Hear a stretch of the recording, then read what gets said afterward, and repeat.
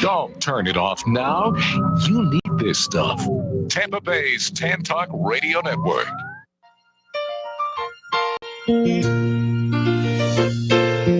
Making your way in the world today takes everything you've got. Taking a break.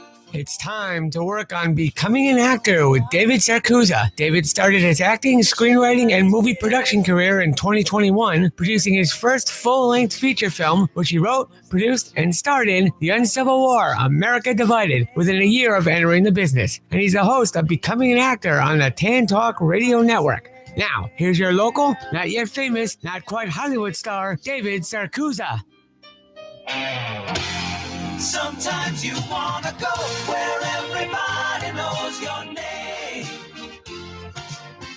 and they're always glad you came. Hey everyone, how are you doing? This is David Sarcusa, and I'm coming to you live from the station.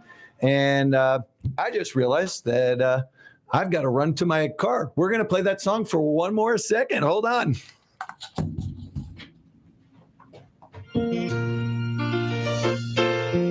Making your way in the world today takes everything you've got. Taking a break. It's time to work on becoming an actor with David Sarcusa. David started his acting, screenwriting, and movie production career in 2021, producing his first full-length feature film, which he wrote, produced, and starred in The Uncivil War, America Divided, within a year of entering the business. And he's the host of Becoming an Actor on the Tan Talk Radio Network. Now, here's your local, not yet famous, not quite Hollywood star, David Sarcusa. Take two. How was that? Oh, man, that's the best. Never come into your radio show completely unprepared. That just looks awful. I apologize. First of all, I had to get my throat lozenges. I was on set this weekend. I had a great time. I say this over and over and over again. Get on set anytime you can. Being on set is fantastic. That is where everything happens. It's a great time. And I'm going to take a second and breathe because I just ran. So I hope everybody's having a great night tonight. We are on Tan Talk Radio Network, 1340 AM and 106.1 FM. I am your out-of-breath host, David Sarcusa. The reason I need my my throat lozenges this week is because this weekend I had a blast on set at Race Against Time. So the first thing I want to talk about is, so one of my friends brought this up to me. She said, why is it that you play Billy Joel's Say Goodbye to Hollywood at the end of your show? Isn't that kind of strange for a guy that's talking about becoming an actor? The reason I thought that would be a good song is because this is not about Hollywood. Hollywood is big name actors. It's California. It's huge Disney and Marvel movies and things like that. What are we? We are brand new to this business. We are people who forget their notes out on the table because we don't have 40 people making our production run. We are doing this on our own. We are indie filmmakers. Whether you're an actor, crew side, to me, it is goodbye to Hollywood, because this isn't Hollywood. This is someone who's just, they've always wanted to be an actor. They've always wanted to be in crew. They've always wanted to be behind the camera, in front of the camera. You've always had an itch to create something amazing. I made my first feature film last year, and I talked with a friend of mine, and he said, Dave, we don't make these films to make money. That's not why we're doing it. And I said, well, let me stop you there. Actually, I did. I want to make some money. But I get what he was saying. And he kind of tut-tutted me and said, you know what I mean? And it's true. We are doing this because we love this craft. Indie filmmakers are not looking to become Steven Spielberg. We all want that amazing movie where you're walking down the street and someone says, didn't you make this film? But what we really want is we want a product that we can really, really be proud of. If we were going for the Steven Spielberg thing, we'd move to Hollywood, right? I mean, that's where it's at. That's where all of the big name stuff happens. Or you'd be going to New York or maybe a little closer Atlanta as it's beginning to grow and really take on a new life. But we're not. Myself, I'm in Clearwater, Florida. I love Clearwater. I'm never going anywhere. This is home. Clearwater, Tampa area is gorgeous. The beaches, the sun, I love it.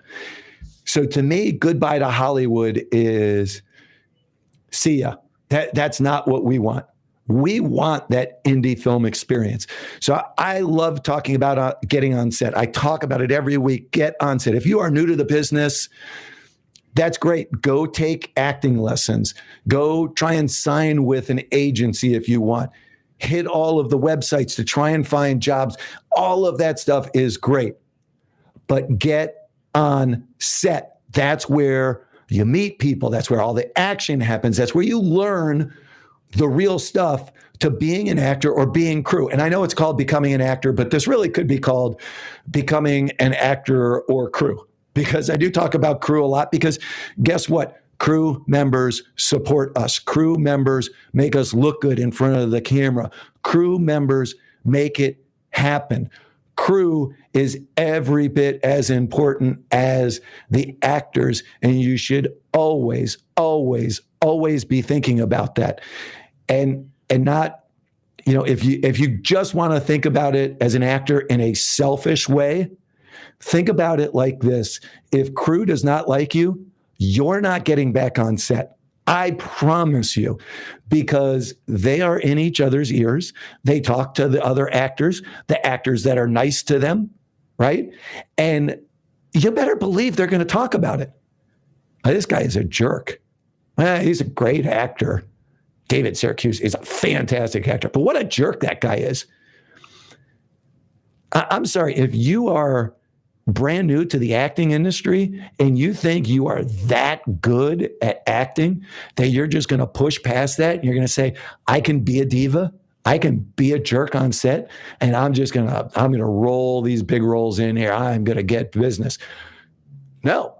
So if you don't want to do it just because crew members are so important and help us in so many ways, then be selfish about it and realize that you're not getting anywhere if you are not nice to your crew members. Okay, off the soapbox about that. So anyway, that's why I chose that song, Billy Joel's Say Goodbye to Hollywood, because this is about Florida and our amazingly strong independent film network that we have here. And, Georgia, Kentucky, there's a lot of areas around here that are growing a lot. We have a lot more options now that kind of the stranglehold has been broken on Hollywood because everybody has a camera now. And there are so many great cameras out there. We were shooting with a Red camera this weekend in Mulberry, where we are at. And it's a fantastic camera. It's a gorgeous camera. And we've got it on our little set in Mulberry, a 3-day shoot in Mulberry. And we've got that camera. People, if you can't make movies in today's world, then you may look for a different industry. There are so many great resources available for us right now. All right, so let me talk about my Race Against Time experience because I every time I'm on set, I want to come back and I want to talk about what happened on set because it is extremely important to me, I think. So this was my first time directing. Sort of my first time, because what I was doing was I was directing just the actors. And I tell you what, that was the greatest experience. Thank you to Luke Reether for allowing me to do that. That was fantastic. I loved every second of it because when the actors are there and you see them, and I think a lot of directors get lost in camera angles and the lighting. And remember, this is me as a newbie to the business. I am new to this industry, so this is just my 2 cents. I am not saying I am better than any directors out there or that I know anything better. I'm just giving you my 2 cents. And here's the thing. I think sometimes the directors forget that us as actors, we need direction. That's in your name. We need it. I crave it. As an actor, I crave being told what to do because, so I'll give you a great example, right? So at one point, it's my scene and I have to walk around a truck, and I've just been speaking with Lana Richards, and I'm looking at Lana. I deliver my line. I turn around. I walk around the truck. I turn and I look back at Lana, and I give my line. Now, everything seems like it goes really well. I'm thinking, okay, one take, it's done. Then I ask Everett, who was the director of photography, say, hey, man, can I take a quick look at that? I just want to see what it looked like in screen. And he says, yeah, of course. Everett Jones is wonderful, great DP, very laid back. So he says, yeah, no worries. Come on over. Let's see what you think. So I look at the monitor and I realize that from the camera's viewpoint, it is looking like I am talking towards the truck, not to my fellow actress, Lana.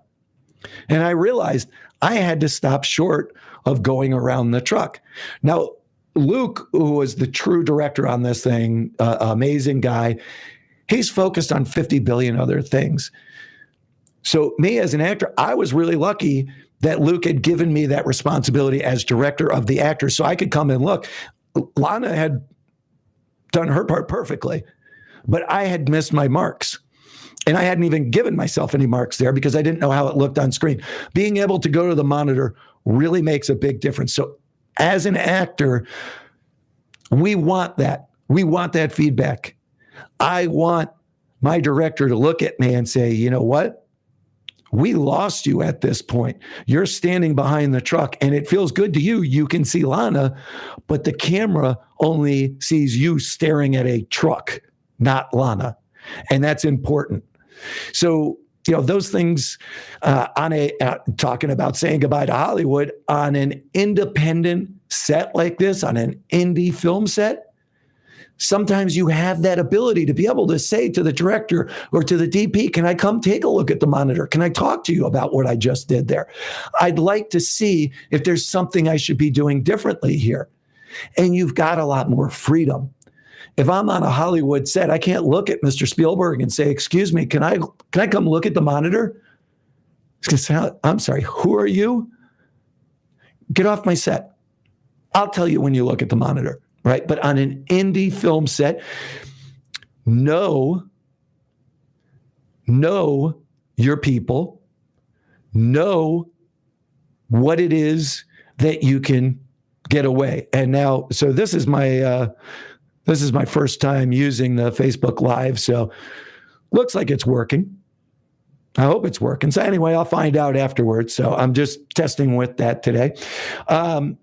All right. You should learn something. On every set you're on, you should absolutely learn something. There is always an opportunity to learn something. When you get done your first time on set, I recommend that you make some notes for yourself. Next time I'm on set, I want to do this. I want to bring better options for my wardrobe. I want to make sure, I had a lot of options. They had logos on them. I shouldn't be doing logos. I've got to pay attention to that. Try to think of things that you can do better the next time you're on set.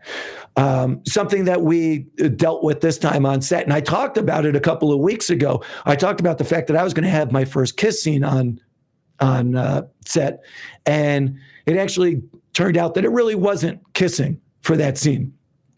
Well, this time we had this film we had shot a couple of months back, and now we were reshooting a few scenes and then shooting a few more scenes. Well, one of the scenes we shot is the two teens on our set kissing. And I was a little nervous about this because they are consummate professionals. They're amazing. That was Kylie Opsel and Nicholas Rosso. They were fantastic. But I worried because I remember when I was in acting when I was a kid, I had a scene where I had to kiss a girl. And I was not emotionally mature enough to deal with it. And they actually ended up going with somebody else for the scene because I was too goofy about it because I was a teenager. Kylie and Nicholas sat down on the couch. We talked about the scene. We blocked it out. We set their actions, the blocking. We said, this is what you're going to do in the scene. We ran through it. And I said, okay, that was great. That was wonderful. But let's try this. Slow down a little bit, Nick. You're going in too fast. Kylie, right there, you are supposed to be saying no to Nicholas. What would you do? You're going to put your hand on his chest, right? Right now, you're just kind of saying no. Get your hand up. They were amazing. There was none of the awkward giggling. There was none of the how do we act. They were professionals. And I think that's really important to understand that age does not matter. You think of teens as being maybe too immature or they can't handle things. They were fantastic. They were fantastic on set. I loved working with them. Now, the funny thing is, I did experience my first kiss on this set, and that was with Melissa Coles. So we go from the two teenagers to now Melissa and I have to set up our first kiss. And the interesting thing is she's a relatively new actress as well. We're both married for many years, about 25 years now. I forget how many Melissa said, but she was either very close to 20 or over 20. So we ran into the complete opposite thing. We ran into the fact that we were awkward because neither of us have kissed anyone other than our spouses in a romantic way since we got married and before that. So for us, it was different. And so you look at the uniqueness of actors because you say, okay, first, I'm worried about the teens. The teens nailed it. The teens knocked it out of the park. Kylie and Nicholas were fantastic. And then Melissa and I go upstairs to a separate room because we're shooting at a B&B. So we go up to a private room where there's only one or two other actors. And we go to block ours out. And we were awkward about it. So here I am worrying about the teens. And now the two grown adults who have been married for, 50 years almost between the two of us, we're the ones having issues with it. So we blocked it that night. The next day we came back to shoot it.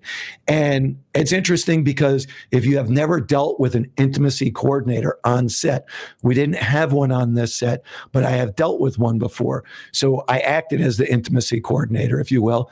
And I talked to Melissa about it. And I said, okay, we just need to discuss with one another. What are the boundaries? Can I touch you here? You can touch me here. How are we going to kiss? Are you okay with this? The funny thing was we kept checking with each other so much that the next day I came back to her and I said, Melissa, I believe that the kiss is awkward right now between us and it's not selling on camera because you're worried about your husband who was on set with her and I'm worried about my wife who's not on set because we're worried about cheating on our spouses. I said, we've got to throw that out of our heads. We're not cheating on them. This is our job. This is what we are paid to do as actors. We're professionals. We have to get over it and do it. And it was an interesting dynamic. So as soon as we kind of got that out of our head, we went through it. We ran through the blocking. Fantastic at that point. The big thing I said was, if we change anything, if something gets more heated because we're going through it in the moment, we just need to confirm with the other person that that's okay. Otherwise, we need to just run through it. Once we did that, an amazing difference. So just to see the difference between working with teenagers versus grown adults, it's the different scenario of the two teens who are not married, they're not in relationships, the two adults who are married, dealing with the relationships in the back of the head. You have to get that out of your head. You're not married when you're on set. You're not single when you're on set. You are your character. My character was single. her character was married but cheating on her husband. Those are the dynamics that you have to pay attention to. And you as an actor have to be prepared for it once you get on set. Okay, emotions as actors on set. So talking about getting that emotion set from inside of you and bringing it out. Anna Stadler, another fantastic actor. We had so many great actors on set this weekend. It's so much fun when you deal with professional actors like that. And Anna is so good. She was so much fun to direct because really didn't have to give a whole lot of direction to her. You know, as I said, as an actor, I crave direction. Sometimes, you know, you can just look at someone and say, well, I don't know if you're craving direction or not, but you're doing fine. So there's nothing I really need to tell you. But with Anna, the funny thing was she is such a nice person that Luke and I had to tell her to get angry. So I love that. She's such a sweet, nice young lady that we had to try to bring the emotion out of her.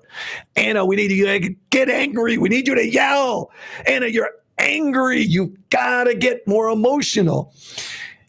And it's fun because you got to get used to acting outside your comfort zone. Anna is an incredible actress. I love the fact that if you know that you can have an actor or an actress on set that you will never have any drama from, there you go. I mean, that is the perfect epitome of an actor you'll never have drama from. She's so nice, you have to force her to get angry. So we had to sit down and talk with her about how can we get you angry? Have you ever had a boyfriend cheated on you or say something mean to you or your best friend get angry? So it was fun to get her to act outside of her comfort zone. Me, I was screaming on set. I have no problem. That's my comfort zone. So I screamed the whole time. So, another actress that we had on set that did a great job. I just kind of mentioned her briefly a second ago, Lana Richard. So Lana got to act outside her comfort zone because we got her to do stunts on set. And this was so much fun because we needed her to ride a motorcycle. And of course, Luke thought, why let it be easy for her to ride a motorcycle, right? Let's get the biggest hog we can find because Lana is like 4 feet tall and this petite, tiny, beautiful little girl. So Luke says, let's get her the biggest possible motorcycle that like stands taller than she does. And yet we said, Lana, we need you to ride this thing and we need you to put that kickstand down like you're Arnold Schwarzenegger, like you're actually 6'8" and have been doing steroids for the last 30 years of your life. So you talk about going outside of your comfort zone. She was fantastic. She nailed it. And the best thing was she got excited for it too. She's like, yes, I want to ride that motorcycle. I want that incredible scene where I come running up and I am the badass heroine, the big rumble of the motorcycle, and she killed it. She did a great job with it. And then we even had her get into the giant, huge, I don't know what it was, a Ford 150 or a Raptor, I don't know, some giant truck. I'm not a truck guy. And she got into this truck and she spun the wheels out and kicked the dirt up as she was driving up. So it's neat to see people get outside their comfort zone and really nail it. Now I'm going to mention a couple of people here real quick. Lexi Baca, who I had in the studio a few weeks ago. Kylie Nicole Peck, who I talk about all the time. Melissa Coles, Kareem Everson. All these people, what I love about them is they got on set. And you know how they got on set? This just taught me, because I just reached back out to Kareem. This taught me, in the old days, I never would have done this. But they reached out. They reached out to me, or they reached out to Luke, or they reached out to someone else they knew and said, hey, I see you're shooting this film, Race Against Time. That's coming up pretty soon, right? Do you need anybody for that? Do you need a PA? Do you need someone on set? Do you need any background? And we said, yes, we do. As a matter of fact, we could use people, sure. And they got on set. Tell me that's not awesome. So I reached back out to Kareem. I said, hey, man, I see you got a movie coming up. And I reached back out to him. I said, can I get onto your movie set? And he said, yeah. Then he told me the day it was, and I can't be there that day, unfortunately, but it worked out. So, because he said, yeah, absolutely. That's what happens when you get on set. You make connections like that because people want to help each other. And he needed somebody. He needed somebody on set. So it works out, right? Marcus Winky, Devontae Foreman, two guys also that got onto set somehow. I don't even know how they got on set. I believe Devontae ran into Luke somehow. Luke was telling me about it, but I had to run because I said, I got to go get on set. Oh, there we go. Luke's on the phone. Well, hold on one second, Luke, because I'm telling this story. So Marcus and Devontae both got onto the set. Marcus is from Baltimore, came all the way from Baltimore. What kind of dedication is that? That is fantastic. He did what he had to get here, right? And then he ends up getting lines for it. Devontae, he's a karate instructor. He is now a stuntman.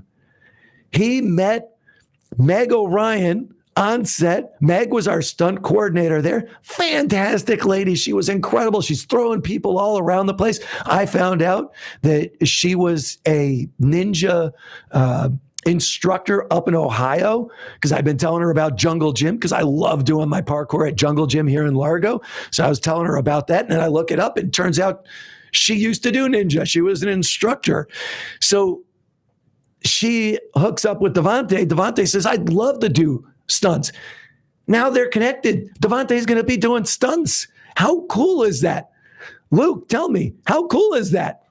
Oh, I think it's really cool. And one thing I wanted to add to your thing about Lana, and I don't think you mentioned it, was she burned her leg on the exhaust of the motorcycle while she was trying to ride, and she hid it from us until after we were done because she was afraid that she wouldn't be able to finish the scene if anyone found out. Oh, well, I did not mention that, and that's because you guys hid it from me the whole time. I just found out about it now with everybody else on there. Yeah.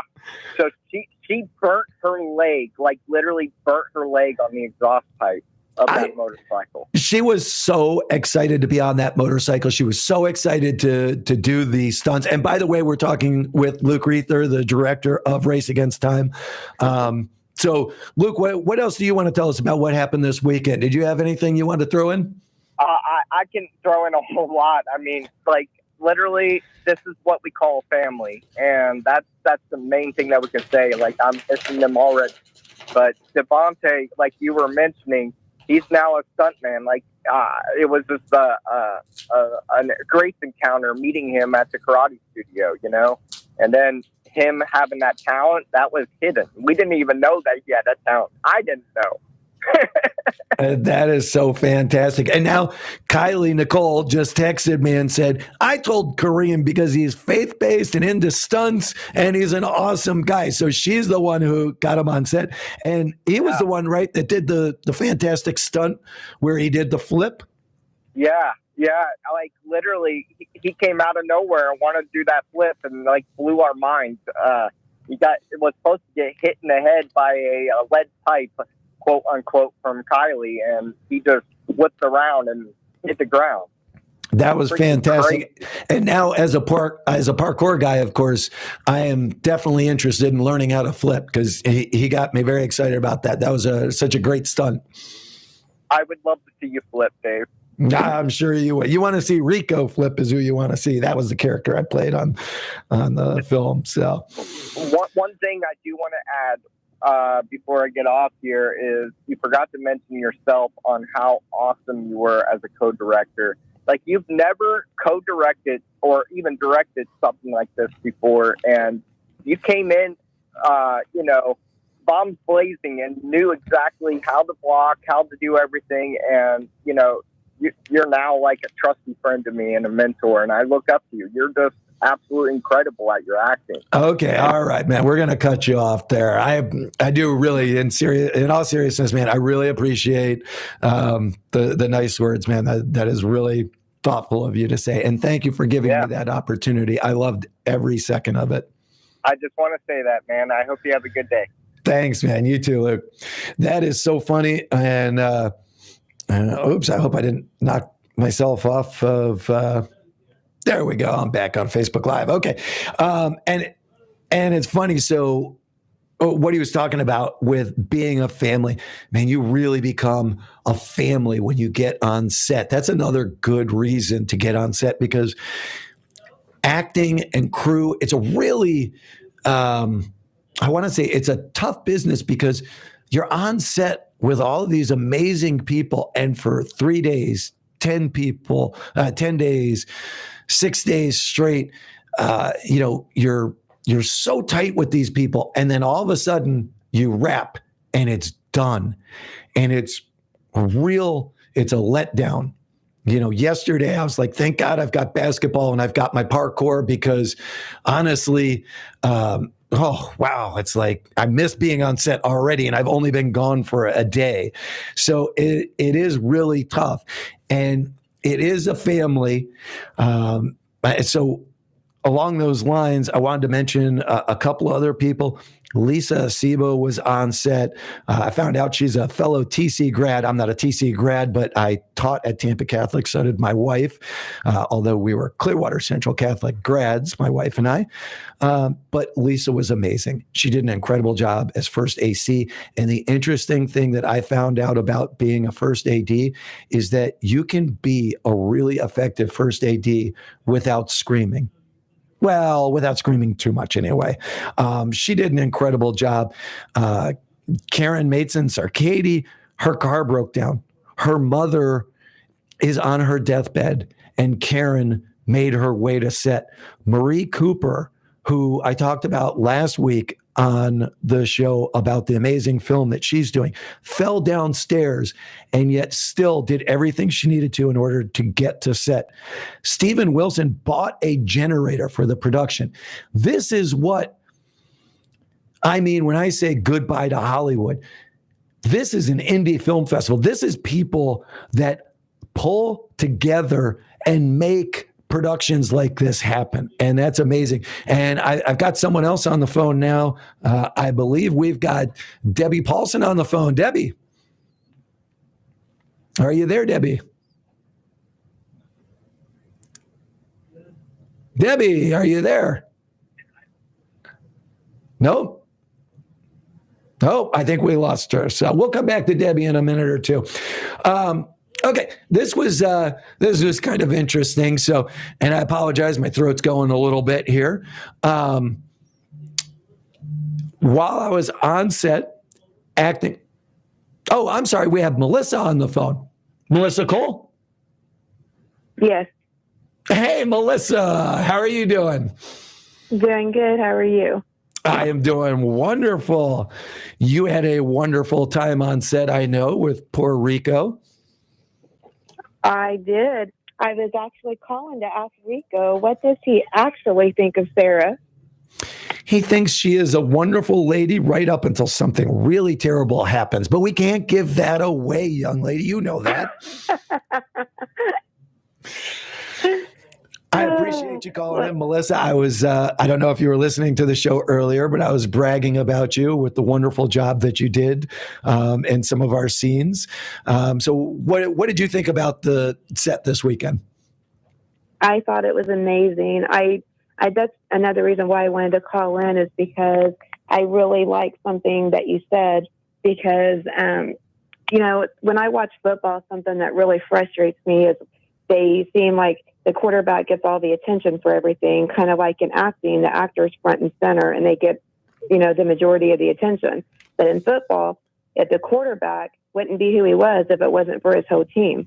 Same thing goes for acting. The actor would be nothing if it wasn't for the whole team. If it wasn't for hair and makeup, oh my gosh, people don't even understand how important hair and makeup can be, because I can't look like that.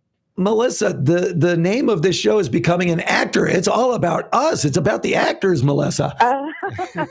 Yes, but without them, without all of the other people, without all of the other team, we would not be in front of that camera.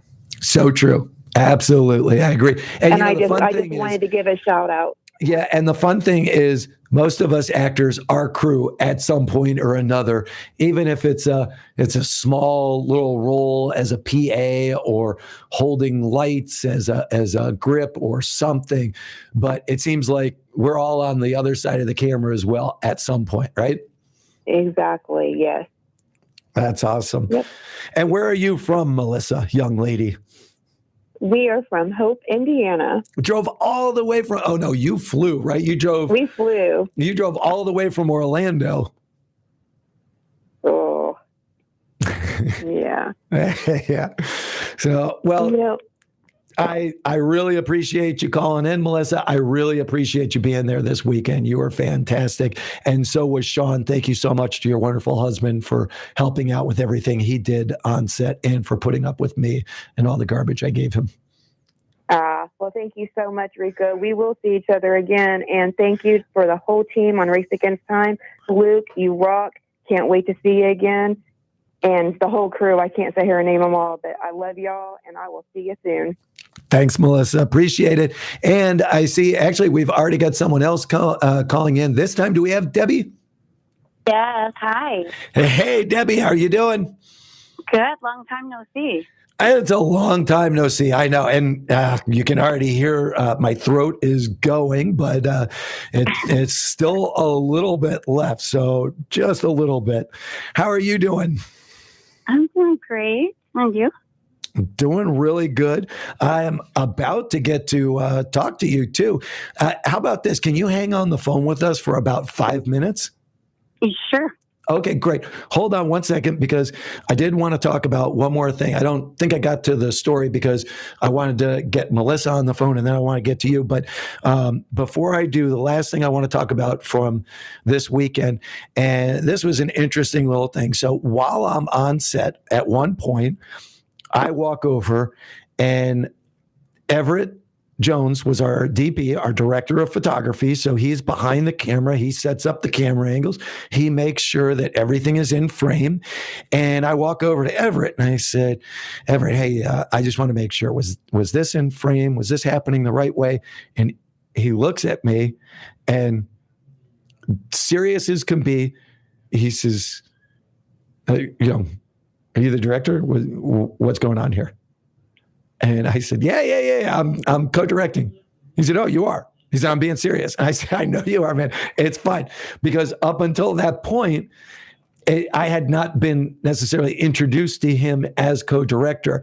So from his point of view, there was absolutely no reason why I should be speaking to him. And he was absolutely correct in that. If I was not a director, there is no reason why I should have been going over to talk to him about that. So while we were setting up most of the time, I was speaking directly with the actors and I was telling them what to do. He was talking with Luke the whole time. So it was kind of a funny scenario. But that right there is a great DP because he should not be talking to anyone that is not a director or his first AC or his first AD. Those are the people he needs to be talking to. If I just was an extra or if I was talent, if I was one of the actors, I shouldn't be coming over and asking him unless I've got permission to go speak to him. So it was kind of a funny moment, but I thought it was demonstrative of know your place. And I should have let him know prior to that, what was going on. But I thought it was very good. Again, small indie sets, very difficult. Sometimes not everybody knows who you are, why you're there. I've been EP on a set before, executive producer. I apologize. I keep using initials, things like that. And I want to always say what they are. And I've walked on set and, I've had people stop me and say, hey, you can't go in there. I'm like, well, this is my set. And, oh, who are you? I get it. Just because you're important on a set, you're not important. People don't know who you are. You're not Tom Cruise. Don't pretend to be. Just explain who you are. Oh, you know what? Hi, nice to meet you. I'm David Syracuse. I'm an executive producer on this set. I'm a lead actor, whatever you are. I'm supposed to be in there. Oh, okay. I'm so sorry. I didn't realize who you were. No problem. And then go about your business, right? Okay. Now, the reason that I asked Debbie to hold on the phone is because we're going to get into right now our local movie spotlight of the week, and you'll never guess whose movie it is. It's Debbie's. That's right. So, Debbie, if you don't mind, I'm going to just talk about the film for a few seconds here, and then I'll let you jump in, okay? Okay. All right. So, the name of Debbie's movie is I Want to Jump. And if I get anything wrong, she's going to jump in. But it's a true story of a young man, Justin Paulson's battle between the choice of life and death by suicide. And it's the struggle of the loved ones affected by it, because a lot of the times, those are the ones that are going to be most affected by it. The loved one who is lost by the suicide is gone, and it's the loved ones who are left behind that are affected by it. It's a taboo subject that tackles a lot of questions that arise about the mental health disorders that many teens deal with that too often lead to one of the leading causes of death for young adults in the United States, which is suicide. Based on the true story of a friend of mine who is on the phone with us, I got to work with this weekend, as I said, one of the co-writers and producers, Deborah Paulson. She still struggles to this day, as she will tell you, of course, with the death of her son. Jason Campbell of JC Films was a co-writer and producer. I got to know the cinematographer, Austin Spicer, and his wife and director of photography, Haley Spicer, before shooting the film.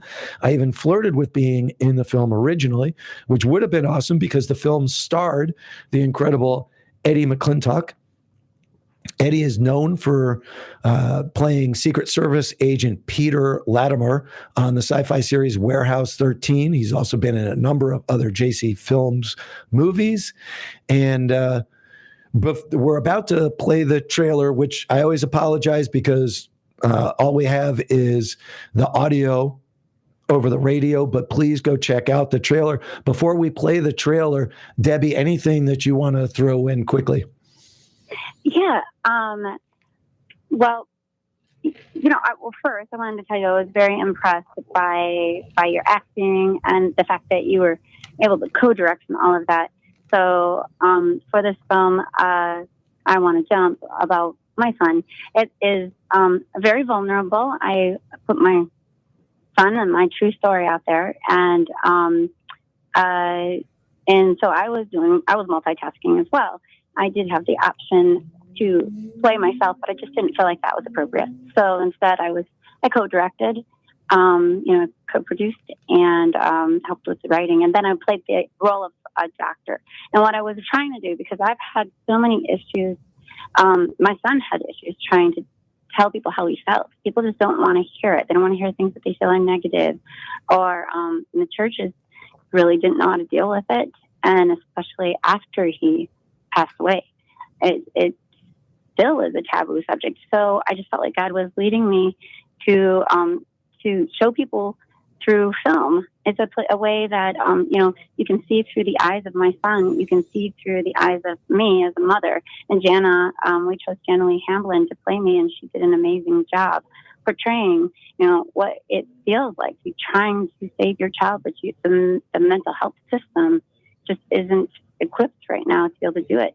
My son would try a suicide attempt. He'd get Baker acted for 3 days, maybe a week, get sent home, and then I was left to save his life. And when you have to do that for year after year, it's tough. So there really is a need for improved mental health systems. But one thing that I've found is, because even I had struggled with that after he died, I just didn't want to be here because I wanted to be with my son, and it's very vulnerable to say that out loud right now. But I've had to reframe my mind and use the power of positive thinking. Tell myself all the reasons there are to live, because there are many reasons to live. You know what I mean?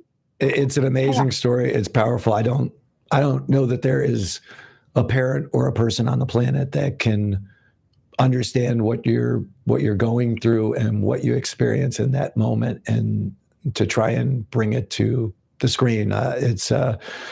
It's extremely admirable and very important. And if you don't mind, let's go ahead and listen to that clip now.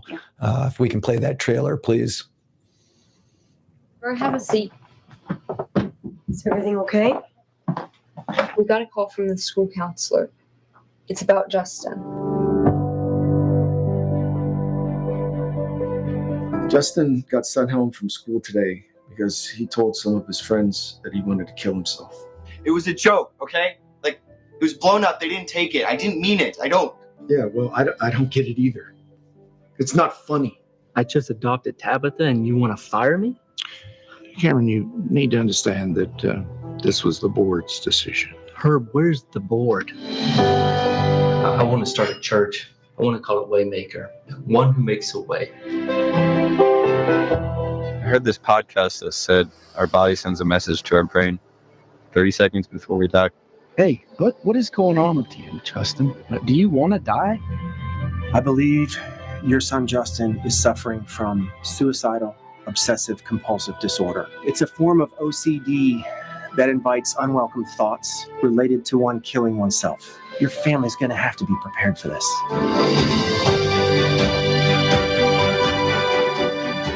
You know how I know the difference between what God's saying and what my gut's trying to tell me? One is usually saying, stay and obey, and the other's telling me to run and hide.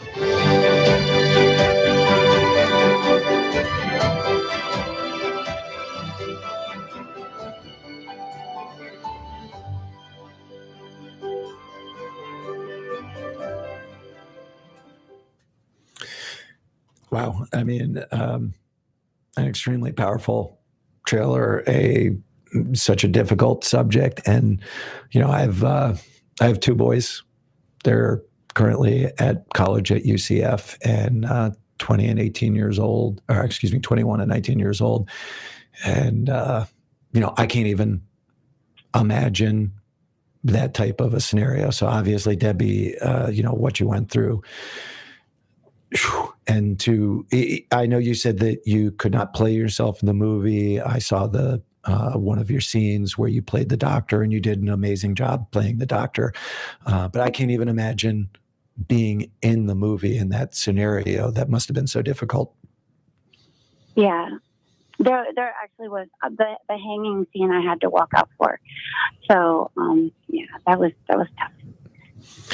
Well, and I know one of the things that you talked about is that it is about suicide prevention and awareness and bringing this horrible issue to the minds of people. So I know you talked about the fact that you want it to be as visible to many people as possible. So how are you helping that to be accomplished?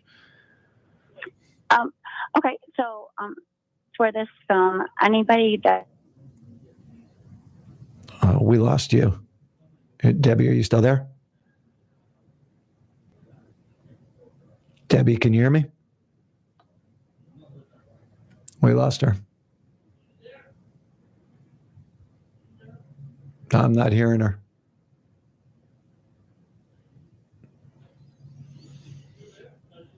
She's gone. Okay. Well, I know that Debbie had told me that she really wants to make sure that the film is visible to as many people as possible. So I know they plan on working with a lot of suicide prevention groups to try and get it out there as much as they can. She's trying to put it out there for free on some services. And it looks like we got Debbie back on. Debbie, are you there? Yeah. Sorry, Okay. I don't know what happened. I lost you. That's okay. So go ahead, continue with what you were saying.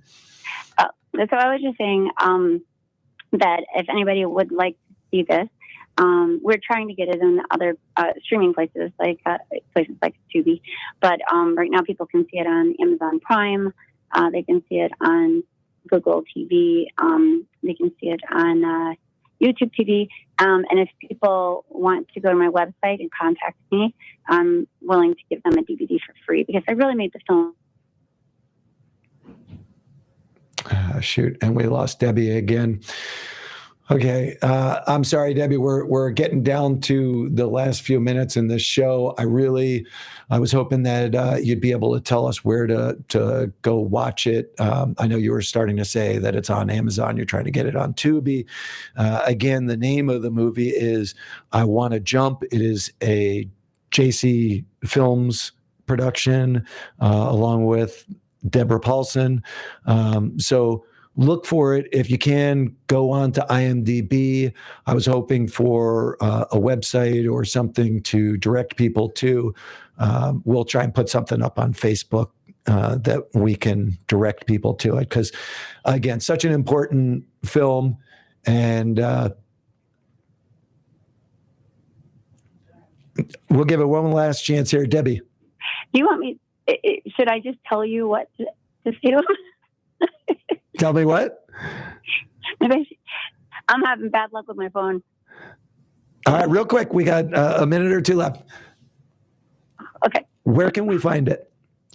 Amazon Prime, YouTube TV, and Google TV. And also, you can get hold of me on my website, and I'll give everybody a free DVD. And what website is that? It's www.deborah-paulsen.com. Deborah.paulsen.com. No. Paulsen. Yep, with a dash, kind of like a minus sign. Perfect. Paulsen. Okay, great. Well, thank you so much for joining us tonight, Debbie. I appreciate it. I hope everyone gets a chance to see that film. Trailer looks fantastic. If you get a chance, check out the trailer, check out the film. And thank you, Debbie. I'm sure we'll be on set together again very soon. Oh, I hope so. All right. It was nice talking to you. You too. Have a great night.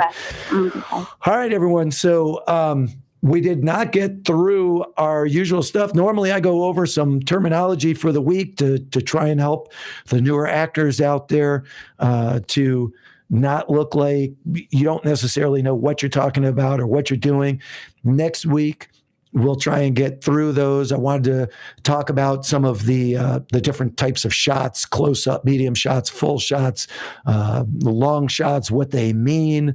Then there's also different ways of framing, camera shots, the focus, a lot of different things. So we're going to go over some of that terminology next week. We'll also come back to talking about getting on set, because I didn't intend the entire time to go over just talking about the film Race Against Time this week. I did intend to get to a little bit of the proper way to act on set, and we didn't get a chance to talk about that. We've been talking about that for the last week or two. That's another one that I feel is very important. I touched on it a little bit, just like things like talking about, not going up to the director of photography, the DP, and talking to them about the monitor or things that you were doing, knowing who to talk to, how to approach them, how to, who you should be speaking to specifically. We're going to talk about next week, how to work with eye lines, crying on cue, talk about quiet on set, respecting rehearsal, not touching the equipment. That's a really big thing. We, on this set, we had a lot of equipment that got put back in different places. That is very endemic of people getting outside of their lane, touching things they shouldn't be touching. So a lot of that stuff we're going to go over next week. No real updates on the strike. As far as I know, the last thing that I heard was that the strike had ended as far as WGA. I hadn't heard if SAG had come to an agreement or not, but I am seeing that, yes, they have. So I'll give you some insight on that next week as I look into that more. In the meantime, I love you guys. Thanks so much for tuning in. I hope I'm on another set soon, because I love talking to you about everything that happens there. And I hope you guys are on set soon. Get out there, get on set. I will see you next week. Thanks so much for talking with me.